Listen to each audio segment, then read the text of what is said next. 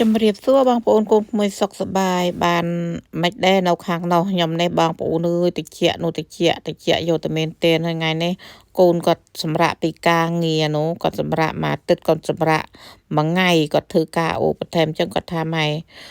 តោះខ្ញុំជូនម៉ែឯងទៅផ្សារទៅរកមើលទិញទឹកទិញបន្លែទិញអីយកមកទុកខ្លាចទឹកកកធ្លាក់ខ្លាចស្នូធ្លាក់អីទៅអត់រួចអញ្ចឹងព្រោះអីថាផ្ទះខ្ញុំពី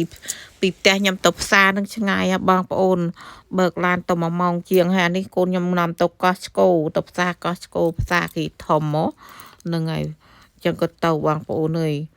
ទៅកោះឆ្កូនឹងហើយគេណាក់បើកឡានទេហើយខ្ញុំនឹងគេថាម៉ែឯងចង់ទៅណាទៀតហើយខ្ញុំថាស្រែកកូនឯងទេទៅនាំទៅណាក៏ទៅនឹងប៉ិនខ្ញុំអត់ស្រួលខ្លួនទេបងប្អូនខ្ញុំវិលមុខខ្ញុំអត់ចង់ទៅផងប៉ិន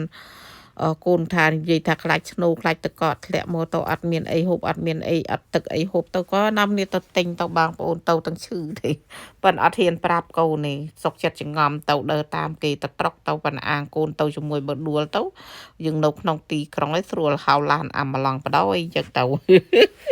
ហ្នឹងហើយខ្ញុំអត់ហ៊ានប្រាប់ថាកូនខ្ញុំមកអត់ត្រួតខ្លួននៃកូនណាក៏ដោយខ្ញុំអត់ហ៊ានប្រាប់ទេខ្ញុំសុកចិត្តចងំបងប្អូនខ្ញុំអត់លូដាក់គេទេ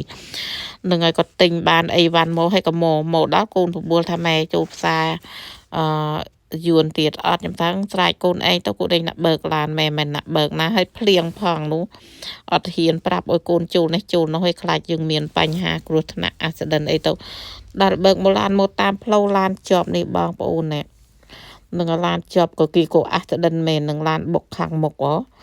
នឹងឲ្យឡានជាប់ចិត្ត20 30 នាទីនៅនឹងឯងឡានវាជាប់អញ្ចឹងឲ្យមកពីហ្នឹងទៅមកចូលផ្សារយួនមើលណែបងប្អូនតិចចង់ងាប់ឲ្យនាំគ្នាសាអាយស្គ្រីមនេះ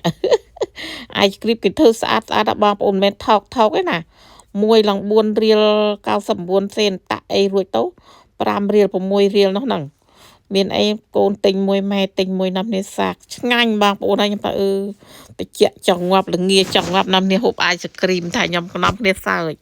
នឹងខ្ញុំថាហើយកូនខ្ញុំថាអត់អីទេម៉ែភ្លក់មើលទៅគេថាហើយខ្ញុំថាហូបក៏ហូបទៅកូនទិញរបស់ហូបឆ្ងាញ់ទៅល្អជាងយើងយកលុយទៅចោលទៅលេងល្បែងស៊ីសងដោយអត់បានអីឆ្ងាញ់ហូប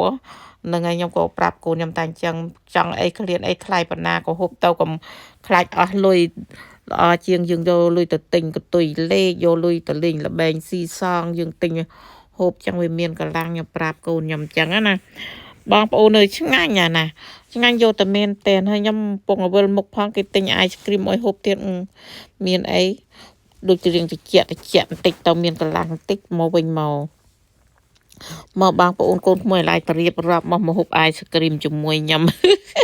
តិចបងប្អូនអើយនៅសល់តែ28 30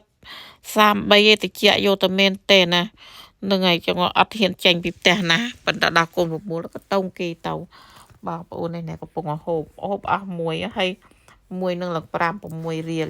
អាយស្គ្រីមហើយបើមនុស្សប្រុសខំនឹងតែ2 3ម៉ាត់អស់ហើយប៉ុណ្ណា